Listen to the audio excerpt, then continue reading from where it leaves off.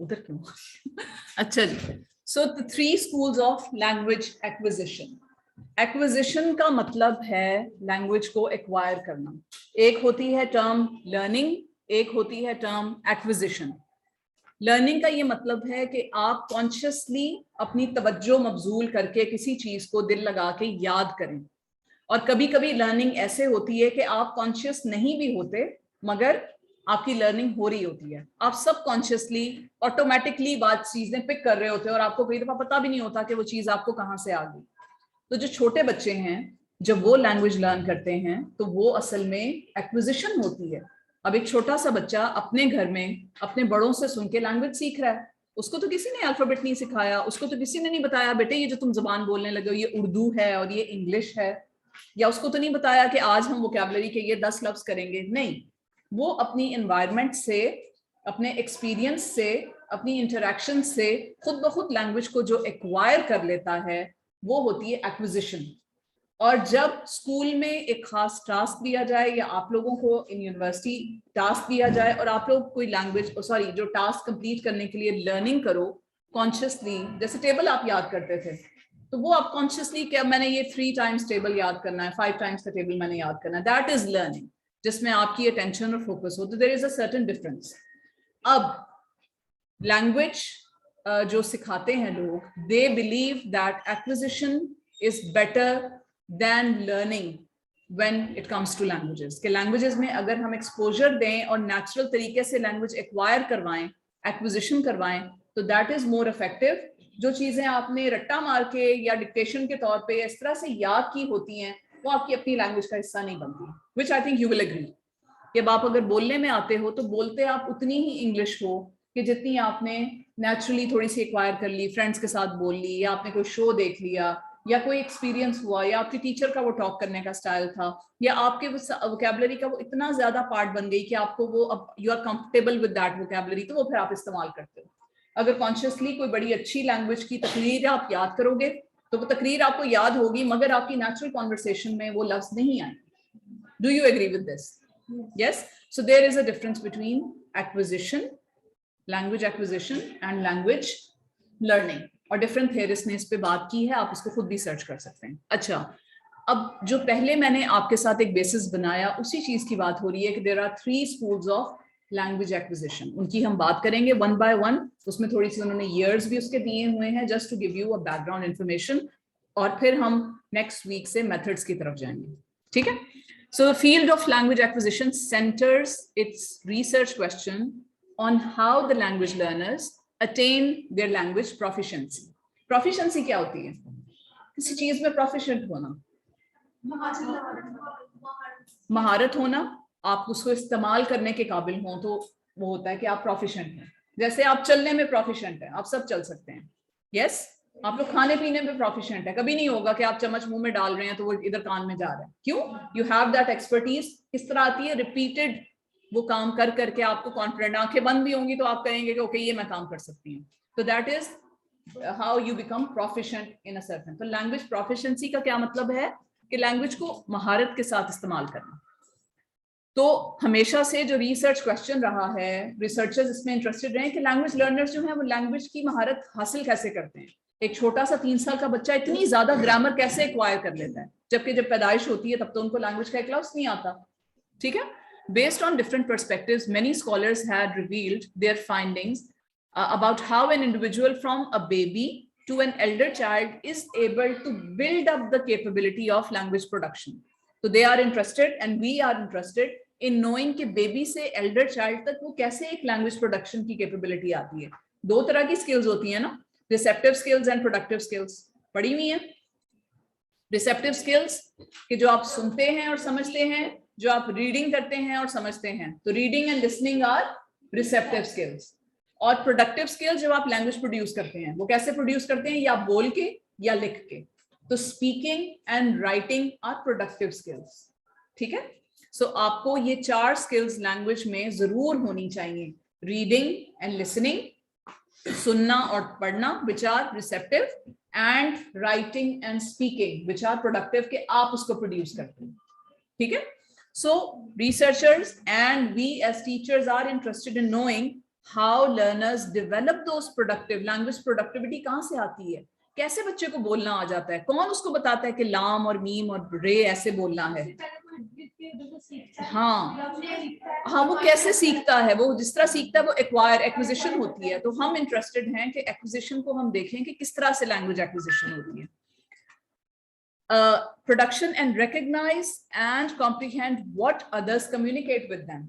अब एक छोटा सा बच्चा है, कैसे उसको शुरू में पता है कि ये प्यार की लैंग्वेज है, ये मुझसे कोई गुस्से हो रहे हैं, ये जो मेरा रिलेशन, ये मेरे सामने रोज आती है एक खातून, ये औरत है, एक और जो आदमी आते हैं वो मर्द हैं, ये मेरी वालदा हैं, ये मेरे वालिद हैं। बच्चा ये सारी सेंस भी बनाता है, फिर उनके नाम भी सीख लेता है, उनको पुकारना भी सीख लेता है और उनसे कम्युनिकेट करना भी सीख लेता है। तो किस तरह से उसमें ये नेचुरल एक प्रोसेस होता है, तो इसमें हम इंटरेस्टेड हैं। इसीलिए there are 3 schools of scholars emphasizing from use of structuralism and behaviouralism. एक स्कूल ये है स्ट्रक्चरलिज्म एंड बिहेवियरिज्म। दूसरा स्कूल है transformational generative linguistics and cognitive psychology, जिसको कॉग्निटिविज्म भी कहते हैं। तो कॉग्निटिविज्म वालों का ये लंबा सा नाम transformational generative linguistics and cognitive psychology. और तीसरा स्कूल वही जो नेचर और नर्चर दोनों में बिलीव करते हैं, कंस्ट्रक्टिविज्म, जिस तरह से मैंने आपको थोड़ा सा एक बिल्ड किया। तो बिहेवियरिज्म वाले जब लैंग्वेज की बात करेंगे तो वो अपनी थ्योरी को स्ट्रक्चरलिज्म बोलेंगे, जब कॉग्निटिविज्म वाले लैंग्वेज की बात करेंगे तो अपनी थ्योरी को ट्रांसफॉर्मेशनल जनरेटिव लिंग्विस्टिक्स कहेंगे, नाम है ना। और कॉग्निटिविस्ट जो हैं वो कॉग्निटिविज्म ही उसको रखेंगे कि लैंग्वेज लर्निंग में भी कॉग्निटिविज्म नहीं, कंस्ट्रक्शनिज्म या कंस्ट्रक्टिविज्म। इसका मतलब कि लर्नर खुद अपनी लैंग्वेज की नॉलेज बनाता है या कंस्ट्रक्ट करता है। ठीक है,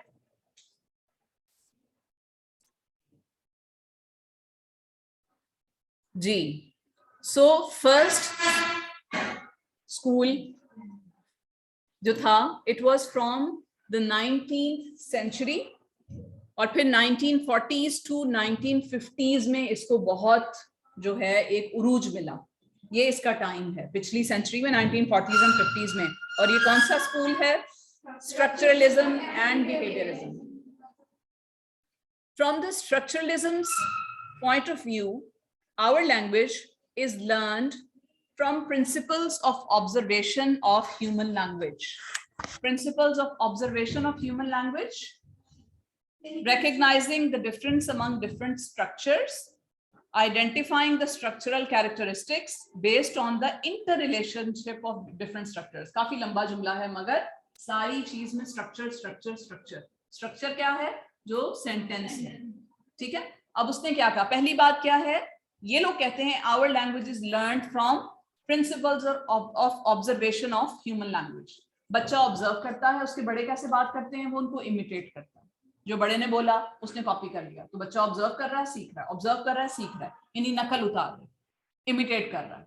ठीक है, दूसरी चीज ये क्या बिलीव करते हैं? recognizing the difference among different structure। अब बच्चे को फिर आहिस्ता आहिस्ता ऑब्जर्वेशन से पता चल जाता है कि ये एक तरह के स्ट्रक्चर हैं, यानी आप समझो कि ये अफर्मेटिव है, ये एक तरह के स्ट्रक्चर है, ये नेगेटिव है, ये एक तरह के स्ट्रक्चर है, ये इंट्रोगेटिव है। तो बच्चा खुद ही फिर उसकी डिफरेंसेस जो है उसको ऑब्जर्वेशन से ही रिकॉग्नाइज करना शुरू कर देता है। फिर उसको इस तरह समझ आती है कि लड़का बोलेगा तो ऐसे ऐसे बोलना, लड़की बोलेगी तो ऐसे ऐसे। तो कंपैरिजन में ये बिलीव करते हैं कि जो लर्नर है ऑब्जर्व करता है, फिर डिफरेंट स्ट्रक्चर्स के डिफरेंसेस को कंपेयर करता है। ये सारी चीजें क्यों जानना जरूरी है? क्योंकि इनके मेथड्स में हर चीज यही होगी। ये कंपैरिजन करवाएंगे, ये ऑब्जर्वेशन कराएंगे, ये इमिटेशन करवाएंगे। क्यों? क्योंकि बिलीव करते हैं कि लर्नर ऐसे ही सीखता है। बात समझ आई ना?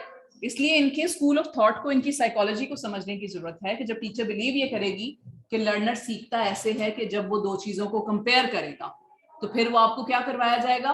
उर्दू और इंग्लिश का कंपैरिजन। उर्दू के जुमलों को इंग्लिश में ट्रांसलेट, इंग्लिश के जुमलों को उर्दू में ट्रांसलेट, उर्दू के लफ्जों की इंग्लिश में मतलब, इंग्लिश के लफ्जों का उर्दू में मतलब, प्रेजेंट के जुमलों का पास्ट में ट्रांसफॉर्मेशन, पास्ट के जुमलों को प्रेजेंट में चेंज करना, अफर्मेटिव को नेगेटिव में चेंज करना, फिर इंट्रोगेटिव में चेंज करना। तो कंपैरिजन, यही आप ग्रामर की एक्सरसाइजेस करते आ रहे हो ना। तो ये कहां से आ रही है? स्ट्रक्चरलिज्म और बिहेवियरिज्म के स्कूल ऑफ थॉट्स। ठीक है, then identifying the structural characteristics of language. Characteristics of language को समझना, नाउन क्या होता है, डिफरेंट उसकी कैटेगरीज क्या हैं। कैरेक्टरिस्टिक्स यही है ना कि उसकी खुसूसियात क्या हैं, कि जी इस लैंग्वेज में नाउन्स होते हैं, फिर वर्ब्स होते हैं, फिर इसकी टेंसेस होते हैं, तो फिर यानी यहाँ पे ग्रामर की टीचिंग आ गई कि वो ग्रामर को भी फिर सिखाते हैं खास तौर पे। फिर based on the inter relationships of different structures, अब डिफरेंट स्ट्रक्चर्स का इंटर रिलेशनशिप को देखते हैं। इंटर रिलेशनशिप क्या है? आपस में कोई ना कोई ताल्लुक है, कि जैसे अगर एक जुमला है उसको सिंगुलर के लिए एक जुमला बोलेंगे और उसको प्लूरल के लिए अगर चेंज करना होगा, यूजुअली आप क्या करेंगे?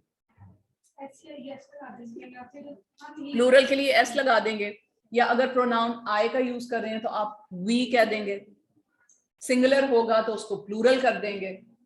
ठीक है, तो इस तरह से उनके रिलेशनशिप क्या हैं कि अगर एक जुमले में मैंने एक फर्द की बात करनी है तो मैं एक फर्द का प्रोनाउन यूज करूंगी।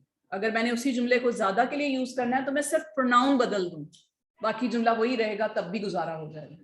यानी I go to the market, we go to the market, बाकी जुमला सेम रहा ना। तो ये इंटर रिलेशनशिप और कंपैरिजन करके मुझे समझ आई, प्रोनाउन खाली बदलेगा तो पूरा जुमला बदल जाएगा। तो इस तरह से ही आपको ग्रामर, तो ये स्ट्रक्चर की लेवल पे, ग्रामर की लेवल पे, सतह जो आप बोलते हैं उसी लैंग्वेज पे ये बहुत फोकस करते हैं। और फिर कहते हैं कि सही जुमला बोलो, एक्यूरेसी बहुत होनी चाहिए। नंबर भी कटते हैं तो एक्यूरेसी के कटते हैं, स्पेलिंग गलत हो गया। ठीक है, अच्छा जी। And applying the accumulations, accumulation होता है सब इकट्ठी हुई भी knowledge, applying the accumulations and experiences into generating language. फिर आपको कहा जाता है कि जो आपने सीखा है, सारा ये नॉलेज जमा किया है, इसके रूल्स को अप्लाई करो। अप्लाई करो, अप्लाई कैसे करते हैं? एक्टिव जुमला दे देंगे, कहेंगे रूल्स अप्लाई करके इसको पैसिव बना दो। प्रेजेंट जुमला दे देंगे, आपको पता है कि जी किस तरह से पास्ट टेंस बनाना है, ये रूल अप्लाई करो। टेंसेस में क्या होता है? Is, am, are first form, फिर वाज वर्ब सेकंड फॉर्म, इस तरह से सिखाते हैं ना, रूल सिखा देते हैं और कहते हैं कि चलो अब इन 10 जुमलों पे यही रूल लगा के मुझे दिखाओ। तो application of the rules for generating, for developing and producing language, ये इनकी पूरी साइकोलॉजी है। पहला स्कूल ऑफ थॉट यहां से आता है। ऑन द अदर हैंड, अब ये थी उसकी जो है प्रिंसिपल, उन्होंने स्ट्रक्चरलिज्म का बताया। अब साइकोलॉजी जो इससे रिलेटेड बिहेवियरिज्म है उसकी बात कर रहे हैं। Among psychologies, a behaviorist paradigm also focused on publicly observable responses to explain how human can acquire and apply languages. तो जो इससे रिलेटेड साइकोलॉजीज थी वो थी बिहेवियरिज्म की। वो भी बिलीव यही करते थे कि हमने जब लैंग्वेज चेक करनी है तो हमें ऑब्जर्वेबल बिहेवियर देखना है। खाली लर्नर का ये कह देना काफी नहीं है कि मिस मुझे आ गया, अब उससे काम करके दिखवाओ, उसका टेस्ट लो, उसका एग्जाम लो, लिखवाओ या बुलवाओ, वो करके दिखाएगा तब पता चलेगा उसको लैंग्वेज आई है कि नहीं है। तो यहां से फिर एग्जाम एंड टेस्टिंग की साइकोलॉजी भी सामने आई लैंग्वेज लर्निंग के लिए। ठीक है, this school of behaviourism tends to explain that through humans typical behavior, the language acquisition can also be explained as a type of behavior taking place. तो चूंकि ये स्कूल ऑफ थॉट बिहेवियरिज्म पे believe करते हैं तो उनसे कहें कि यहाँ पे थैला रखवा दें, वो चीजें रखनी आएंगी। एक बच्चा कोई जाके कह दो, रेहाम आप कह दो। सो वो बिलीव करते हैं कि लैंग्वेज एक्विजिशन भी एक टाइप ऑफ बिहेवियर है कि जिसको सिखाना जरूरी है। तो टाइप ऑफ बिहेवियर सही कर दिया, सही डिस्प्ले कर दिया, आप उसको रिवॉर्ड दे देंगे, गलत किया तो उसको पनिशमेंट दे देंगे। According to Skinner, behaviourism is an important influence on psychology, education and language teaching. सारी बिहेवियरिज्म की ये थ्योरी आ रही है, especially in explaining how language is automatically produced by an individual through his or her need to react to a stimulus in daily life. Stimulus response theory पता है ना, behaviourism में कहा जाता है कि कोई स्टिमुलस दें, उसका रिस्पॉन्स होता है, वो रिस्पॉन्स अच्छा है तो रिवॉर्ड दे दें, वो रिस्पॉन्स गलत है तो पनिशमेंट दे दें। यही होता है ना बिहेवियरिज्म में। तो वो कहते हैं कि ये बिहेवियरिज्म की थ्योरी ही समझने के लिए बेस्ट है कि जब इंडिविजुअल को कोई नया स्टिमुलस एनवायरनमेंट से मिलता है तो वो उससे रिस्पॉन्स देने के लिए लैंग्वेज सीखता है।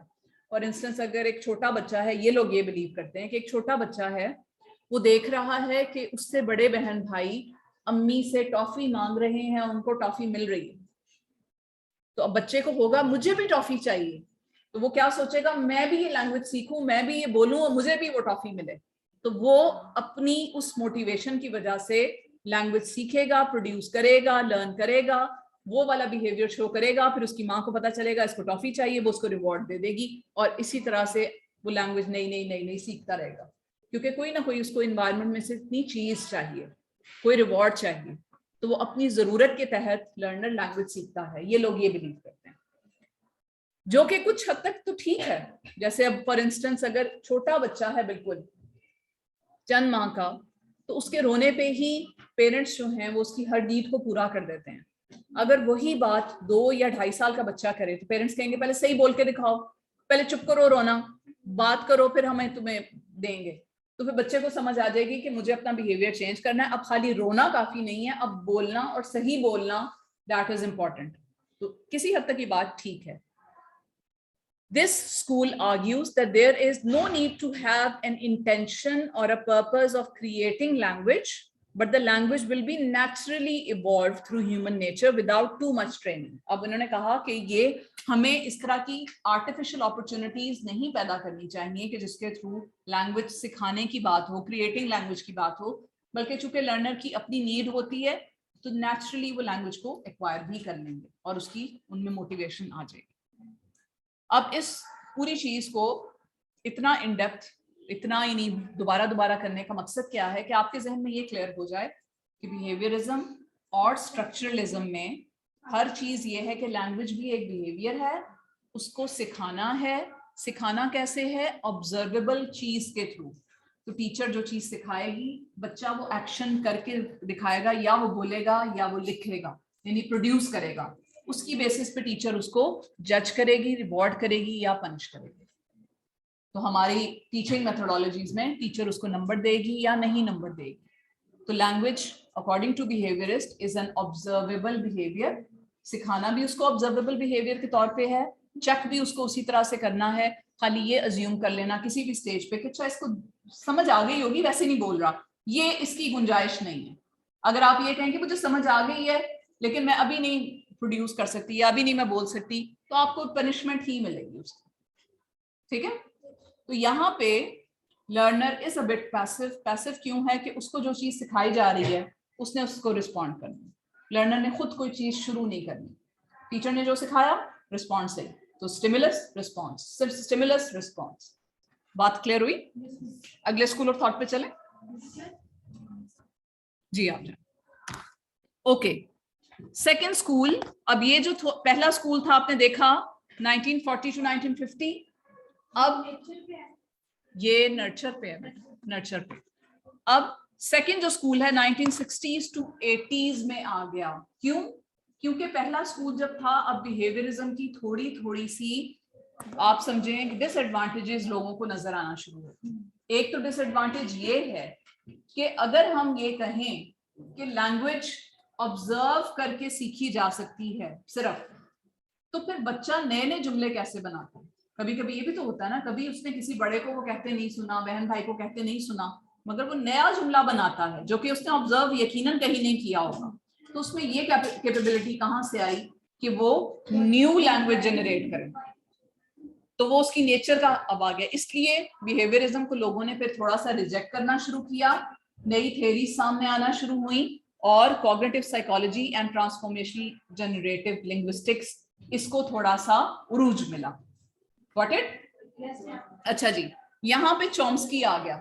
चॉम्स्की ने ये कॉग्निटिव साइकोलॉजी के जी आपके अंदर है, आपके दिमाग में एक लैंग्वेज एक्विजिशन डिवाइस है। लैड का नाम सुना? लैड के जो नेटिविस्ट, ये कॉग्निटिविस्ट होते हैं ना, ये कहते हैं कि इंसान जब पैदा होता है उसके दिमाग में एक लैंग्वेज एक्विजिशन डिवाइस, एक डब्बा है कि जिसमें सारी लैंग्वेज भरी पड़ी है, और जैसे जैसे उसको कोई ना कोई इर्द गिर्द से ट्रिगर मिलता जाएगा, इंस्पिरेशन मिलती जाएगी, तो वो लैंग्वेज अंदर से ही निकल के सामने आती जाएगी। उसके दिमाग में पहले से सारा कुछ मौजूद है।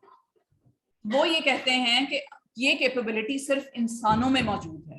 अगर हम ये कहें कि जी बिहेवियरिज्म के थ्रू हम किसी को भी लैंग्वेज सिखा सकते हैं, तो फिर मंकीज, चिंपैंजीज, ये लोग क्यों नहीं सीख लेते? अगर सीखते भी हैं तो बहुत लिमिटेड। तो इंसान में एक कैपेबिलिटी है, उसके दिमाग में लैंग्वेज एक्विजिशन डिवाइस है, लैड, लैंग्वेज एक्विजिशन डिवाइस, कि जिसके थ्रू नेचर के अंदर से उसमें लैंग्वेज सीखने की कैपेबिलिटी आती है। ठीक है?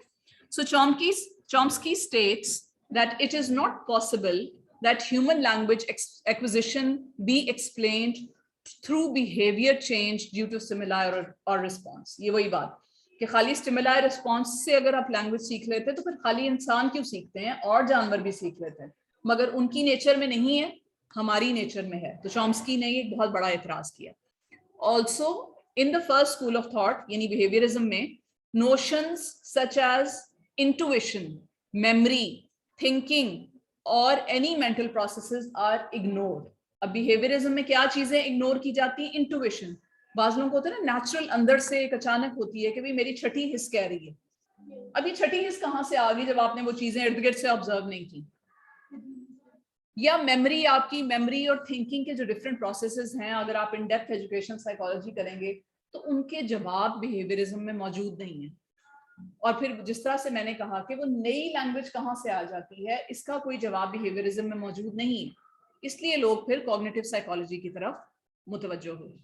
According to cognitive psychology, meaning, understanding and knowing are important psychological data. किसी चीज का मीनिंग होना, किसी चीज की नोइंग होना और उसको अच्छी तरह से अंडरस्टैंड करना, दैट इज मोर इम्पॉर्टेंट. तो खाली रट्टा मेमोराइजेशन या खाली स्ट्रक्चर याद कर लेना, that is not enough.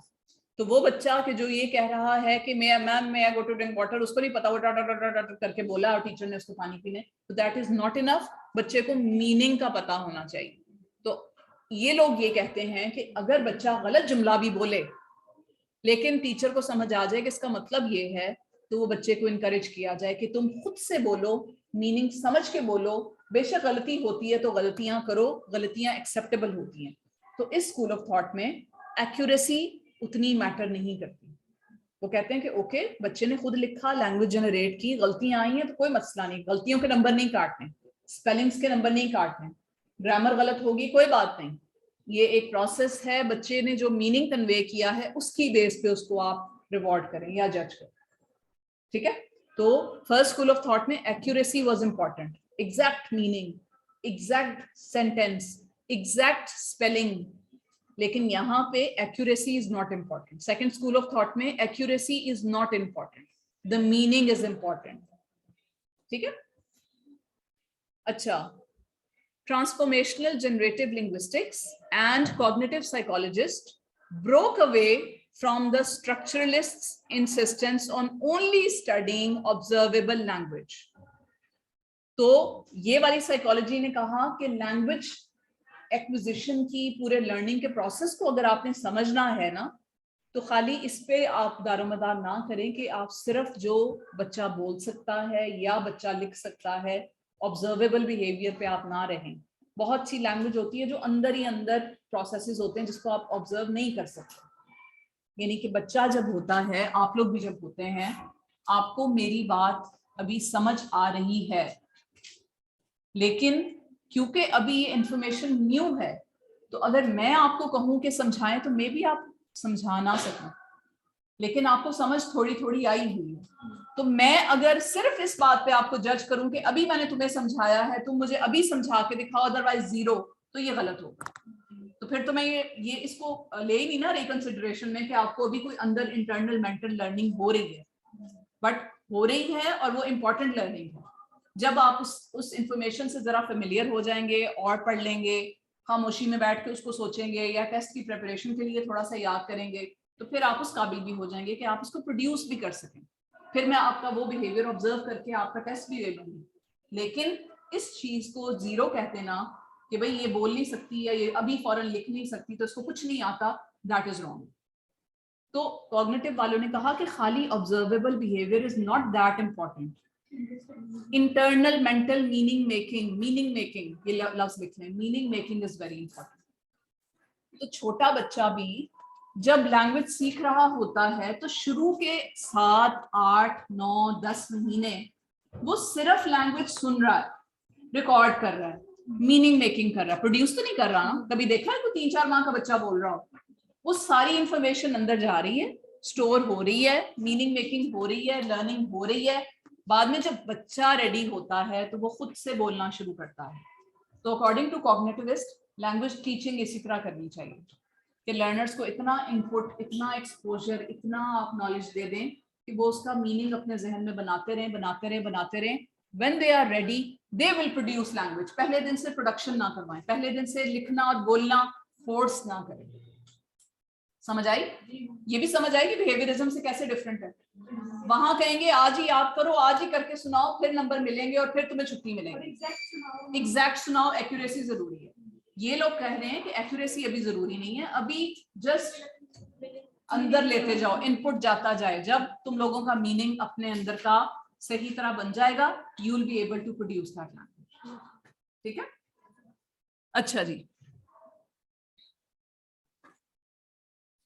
In other words, linguistics goes beyond mere description of the surface structure of the language. तो यानी ये जो linguistics है, ये खाली उसकी surface structure और जुमलों की description से हटके गहरे deep meaning पे तवज्जो ज़्यादा देती है. ठीक है? Cognitivists sought to discover underlying motivation and deeper structures of human behavior. Underlying motivation, जिसकी वजह से आप language सीखते हो, जहां पे आपको मजा आता है, आप अच्छा परफॉर्म करते हो, जिस सब्जेक्ट को आप एंजॉय करते हो, उसमें लर्निंग आपकी इजी हो जाती है. क्यों होती है? क्योंकि आपकी कोई अंदर की मोटिवेशन है. तो खाली टीचर की मोटिवेशन के भी नंबर आएंगे, that is not enough. Only अंदर की अपनी motivation, that is also important. तो इन्होंने कहा कि इंटरनल जो नेचर के प्रोसेसेस हैं, they are more important. Instead of focusing on the mechanical stimulus response connections, cognitivists try to focus on psychological principles of organization and functioning. इसका क्या मतलब है कि खाली ये कह देना कि स्टिमुलस और रिस्पॉन्स के लैंग्वेज यही है कि टीचर ने क्वेश्चन बोला, बच्चे को आंसर बोला, क्वेश्चन आंसर, स्टिमुलस रिस्पॉन्स, खाली ये कहना काफी नहीं है. बल्कि लर्नर्स के ओरिजिनल जो फंक्शंस होते हैं, किस तरह से वो लैंग्वेज को ऑर्गेनाइज करते हैं, किस तरह से उसकी सेंस बनाते हैं, उन चीजों पे तवज्जो देना भी ज्यादा इंपॉर्टेंट है. तो यहाँ पे अगर टीचर कहेगी कि ऐसे लिखें, तो वो ये नहीं कहेगी कि जो टीचर ने रट्टा लगवाया है वही लिखें. वो कहेगी कि अपना जो भी आपको मीनिंग समझ आ रहा है आप वो लिखें, ऑल्दो उसमें गलतियां मौजूद हैं. ठीक है? तो थोड़ा सा डिफरेंट होगा इनका मेथड. अच्छा, ट्रांसफॉर्मेशनल जनरेटर, ये टीजी लिंग्विस्टिक्स है, said that language is species specific. Species specific, इंसान एक स्पीशीज है ना, तो ये हमारी स्पीशीज की एक खास कैरेक्टरिस्टिक है जो दूसरी स्पीशीज में मौजूद नहीं है. पैरट्स होते हैं, वो हमारी लैंग्वेज इमिटेट करके उस तरह के लफ्ज बोल लेते हैं, मगर हमारी तरह से लैंग्वेज एक्वायर नहीं करते. मंकीज हैं, वो हमारी तरह समझ लेते हैं, पर वो लैंग्वेज उस तरह से नहीं बोल सकते. मंकीज को समझ आ जाती है, एप्स को, चिंपैंजीज को, कि उनके दिमाग इंसानों के दिमाग से काफी मिलते हैं, मगर वो लैंग्वेज प्रोड्यूस नहीं कर सकते. तो ये लैंग्वेज को समझना, इसका मीनिंग बनाना और इसको प्रोड्यूस करना, ये हमारी स्पीशीज की खसूसियत है. इसलिए language is species specific. It is innate, हमारे अंदर पैदाइशी मौजूद है, इननेट. ठीक है? Human beings are born with the ability to learn language. Studying competence reveals the hidden level of meaning and thought that generates the observable performance. ये कहते हैं कि आप स्टडी करें कॉम्पिटेंस को, परफॉर्मेंस को नहीं, ताकि आपको हिडन जो है लर्नर की पता चले कि उसने कितना मीनिंग डेवलप किया और उसके थॉट का क्या प्रोसेस है.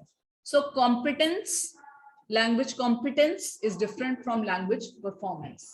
कॉम्पिटेंस क्या होती है कि आप में वो एबिलिटी हो कि आप लैंग्वेज को प्रोसेस करके समझ सको. फॉर इंस्टेंस, अगर मैं आपको कहूं ये मैंने इंस्ट्रक्शंस लिख दी हैं, इनको फॉलो करो और वीसी ऑफिस तक का रास्ता तुम्हें पता चल जाएगा, वहां चले जाओ. अब आप खाली उनको पढ़ के फॉलो करके उस लैंग्वेज की सेंस बना के अगर तो वहां तक पहुंच जाती हैं तो आप कॉम्पिटेंट हैं. ठीक है? लेकिन क्या पता अगर मैं आपसे कहूं कि बेटा ये वाली इंस्ट्रक्शन जैसे मैंने लिखी हैं, चलो तुम भी लिखो, क्या पता आपके स्ट्रक्चर उतने अच्छे ना हो, आप परफॉर्म ना कर सको, आप इंस्ट्रक्शन ना लिख सको, गलत लिख दो, इनकम्प्लीट लिख दो, गलतियां आए, वर्ड्स ना आपको आते हो, स्पेलिंग की मिस्टेक्स हो. लेकिन वो जो कॉम्पिटेंस उसको समझने वाली थी, वो तो मैंने जज नहीं ना की, मैंने तो खाली देखा कि जुमले गलत हैं, मैंने आपको 0 दे दिया, तो वो उस कॉम्पिटेंस को मैंने 0 कर दिया, विच इज रॉन्ग. तो मुझे इस तरह से कोई आपको टास्क देना चाहिए या इस तरह के मुझे लैंग्वेज लर्निंग की अपॉर्चुनिटीज देनी चाहिए कि मैं आपकी कॉम्पिटेंस को जज करूं। तो इसलिए फिर यहाँ से भी कुछ आता है कि टास्क दिए जाते हैं लैंग्वेज के कि अगर आप अपना मीनिंग कन्वे कर लो, आप वो काम मुकम्मल कर लो, तो मुझे समझ आ जाएगी कि आपको लैंग्वेज की समझ है। तो उन टास्क को भी फिर हम पॉइंट्स देते हैं। इसके मेथड्स में वो चीजें आती हैं। ठीक है। अब जो अगला कंस्ट्रक्टिविज्म है, the third school, that was from 1980s to 2000 और this is a mix of both। तो मैं ये नहीं अभी पढ़ूंगी, इसको आप बाद में पढ़ेंगे, बट आपको मैं अभी ये सिर्फ समझा दूं कि ये जो स्कूल ऑफ थॉट है ये दोनों तरफ से आ रहा है। इसमें कहते हैं आउटसाइड से भी अच्छा स्टिमुलस, नेचर एंड नर्चर। हाँ जी, तो नर्चर से भी, एनवायरनमेंट से भी स्टिमुलस आए, लैंग्वेज उसको बच्चे को बोलना सिखाएं, उसका ऑब्जर्वेबल बिहेवियर भी देखें और अंदर की कैपेबिलिटीज और कॉम्पिटेंस और फ्लुएंसी उसको भी जज करें, और दोनों को मिला के हर बंदा अपनी नॉलेज कंस्ट्रक्ट करता है। तो यहाँ पे सोशल कंस्ट्रक्टिविज्म का कॉन्सेप्ट आता है। सोशल कंस्ट्रक्टिविज्म में क्या इंपॉर्टेंट है कि हम सोशल इंटरेक्शन से जिस तरह की लैंग्वेज सीखते हैं, डेवलप करते हैं, उसका एक बहुत रोल होता है। उसमें से हमारी इंटरनल और एक्सटर्नल दोनों चीजों की जो इनपुट है वो फायदा देता है। अब आप ये देख सकते हैं कि अगर आप तो बहुत पढ़े लिखे उस तरह के लोगों के आसपास बैठते हो तो आपकी जुबान उसी तरह की हो जाती है, आपको वोकैबुलरी आ जाती है, आपके बोलने का तरीका वैसे आ जाता है। उसका ये मतलब नहीं आपकी इंटरनल कैपेबिलिटी कम थी, ठीक है। लेकिन अगर सोशल इंटरेक्शन आपकी सिंपल हो या आपके साथ ज्यादा बात ना करते हो तो आपकी वोकैबुलरी लिमिटेड होगी। इसी तरह बच्चों के साथ होता है, जिनके माँ बाप उनको शुरू से ज्यादा वोकैबुलरी, अच्छे जुमले इंट्रोड्यूस करते हैं, उनकी लैंग्वेज डेवलपमेंट अच्छी हुई होती है, ठीक है। और जिसकी लैंग्वेज डेवलपमेंट अच्छी होती है वो हर तरह की लर्निंग में एक्सेल करते हैं। मेरे गले में खराश हो गई।